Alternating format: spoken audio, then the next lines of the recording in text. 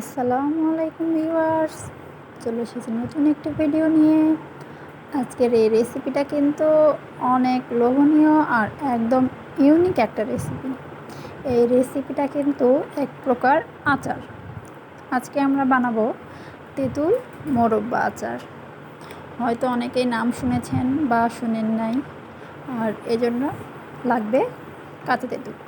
আর এই কাঁচা তেঁতুলটাকে কিন্তু আমরা খুব ভালোভাবে পরিষ্কার করে নিচ্ছি, খোসা ছাড়িয়ে। দেখতেই পাচ্ছেন, এই কাজটা কিন্তু খুব সতর্কতার সাথে করতে হবে।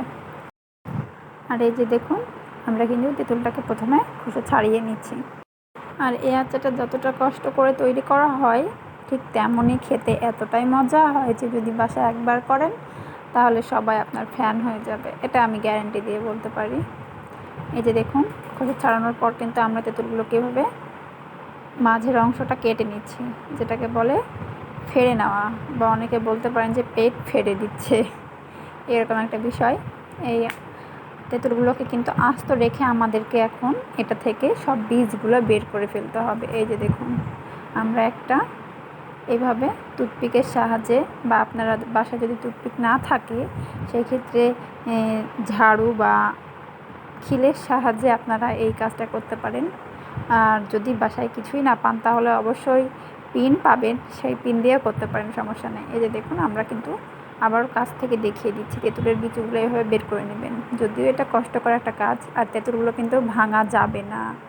আমি আবারও বলে দিচ্ছি, তেঁতুলগুলো কিন্তু ভাঙা যাবে না। এই কাজটা করতে গিয়ে কিন্তু তেঁতুলের কষে অনেক সময় হাতে চুলকানি ওঠে।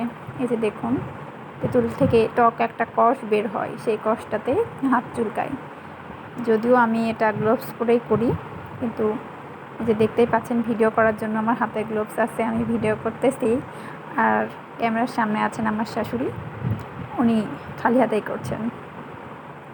এই যে দেখুন, সব তেঁতুলগুলো আমরা কিন্তু বীজ বের করে নিয়েছি। এভাবে বীজগুলো বের করা হয়ে গেছে আমাদের। এ পর্যায়ে আমরা চুলার কাছে চলে এসেছি। চুলায় সামান্য পরিমাণ পানি দিয়ে দিয়েছি, আরও একটু পরিমাণ পানি আমরা দেব। আর এই যে কিছু পরিমাণ চিনি দিয়ে দিলাম। আমরা কিন্তু আচারটা বানাবো টক মিষ্টি আর একটু হালকা ঝাল দিয়ে।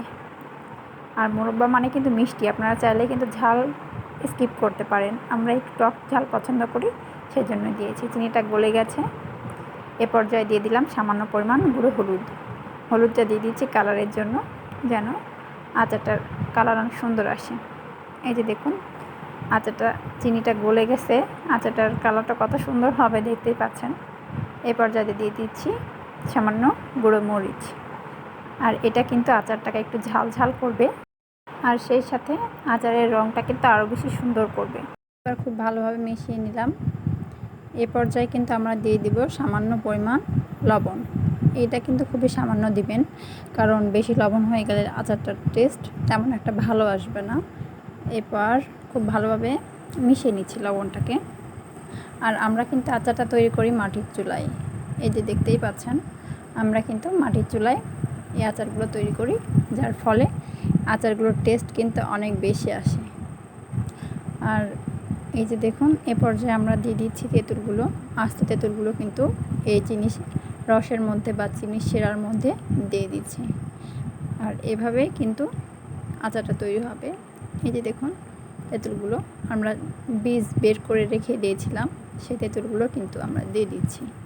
সব তেঁতুলগুলো কিন্তু একবারে আমরা দিতে পারবো না, কারণ এই রসে ডুবে থাকবে এরকম পরিমাণ তেঁতুলই কিন্তু দেওয়া যাবে। আর বেশি পরিমাণ যদি একবারে দিয়ে দেন তাহলে কিন্তু তেঁতুলগুলো গলে যাবে, নাড়াচাড়া করতে অসুবিধা হবে। এজন্য আমরা সব তেঁতুলগুলো দেব না। এই যে দেখুন, তেঁতুলগুলো কিন্তু ফুলে ওঠে, মনে হচ্ছে কত বেশি পরিমাণ বেড়ে গেছে, আর রসগুলো টেনে নিচ্ছে, আর অনেক বেশি সুন্দর লাগতেছে দেখতে।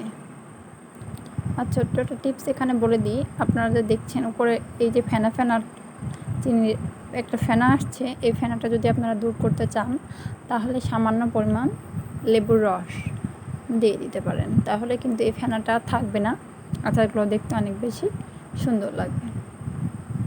এ পর্যায়ে দেখুন, খুব কাছ থেকে দেখিয়ে দিচ্ছি, চিনিগুলো কিন্তু ফুটছে, আর আমাদের চুলার আঁচটা কিন্তু লো টু মিডিয়াম হিটে আছে।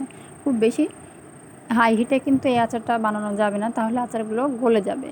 এই যে দেখুন খুব ভালোভাবে ফুটছে, চিনির রসটা সম্পূর্ণ আচারের মধ্যে ঢুকে যাচ্ছে, যার ফলে খুব সুন্দর টেস্টটা আসে, টক ঝাল ফ্লেভারটা আসবে খুব ভালোভাবে। আর এই আচারটা তৈরি করতে মিনিমাম আধা ঘন্টা মতো এভাবেই আমরা আচারটা নাড়াচাড়া করব হালকা করে, আর এভাবেই একটু করে নেড়ে দিয়ে আচারটা তৈরি করব।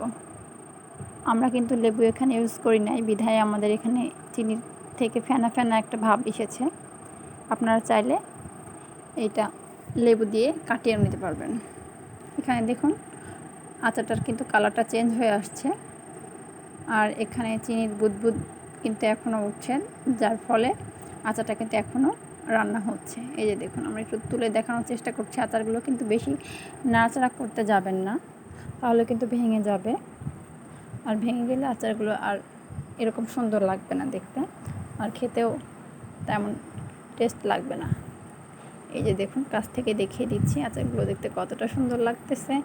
আর এই চিনিটা একদম গায়ে লেগে লেগে যাবে, তখন আমরা আচারটা নামিয়ে নেব। আমাদের চিনির সেরাটা কিন্তু কমে এসেছে। এই যে দেখুন আমাদের আচারটা রেডি হয়ে গেছে। আমরা এবার প্লেটে দেখিয়ে দিচ্ছি। দেখুন আচারের চিনি একদমই নেই বললে চলে, সামান্য পরিমাণ রস নিচে রয়েছে। আর এই যে দেখুন আমাদের আচারগুলো কিন্তু সম্পূর্ণ গোটা গোটা আছে তেঁতুলগুলো, আর এভাবে কিন্তু সম্পূর্ণ আচারগুলো আমরা তুলে নিচ্ছি। আর এই পর্যায়ে কিন্তু একটার সাথে আরেকটা লাগিয়ে রাখবেন না, আমি বারবার বলে দিচ্ছি, এটা আলাদা আলাদা করে পাশাপাশি সাজিয়ে রাখবেন, তাহলে আচারগুলো ভেঙে যাওয়ার সম্ভাবনা থাকবে না। এটা ঠান্ডা হয়ে গেলে কিন্তু আর ভাঙবে না, এই জন্য অবশ্যই চেষ্টা করবেন এই আচারগুলো ছড়িয়ে রাখার। এই যে দেখুন কতটা সুন্দর লাগতেছে আচারগুলো, দেখেই বুঝতে পারছেন হয়তো কতটা টেস্ট হবে। আচারটা বানানো যেমন কঠিন, খেতেও তার থেকে বেশি স্বাদ, এই জন্যই অনেকে এই আচারটা অনেক বেশি পছন্দ করে। এই যে দেখুন সম্পূর্ণ আচারগুলো আমরা ছড়িয়ে দিয়েছি, আর দেখুন কত সুন্দর আর লোভনীয় লাগতেছে আচারগুলো দেখতে। এতক্ষণ আমাদের সাথে থেকে সম্পূর্ণ ভিডিওটি যারা দেখেছেন তাদেরকে অসংখ্য ধন্যবাদ। আর এই যে দেখুন আচারটা খুব ভালোভাবে আমরা দেখিয়ে দিচ্ছি, আর আপনারা বাসায় ট্রাই করে অবশ্যই জানাবেন কেমন হয়েছে। ধন্যবাদ। আসসালামু আলাইকুম।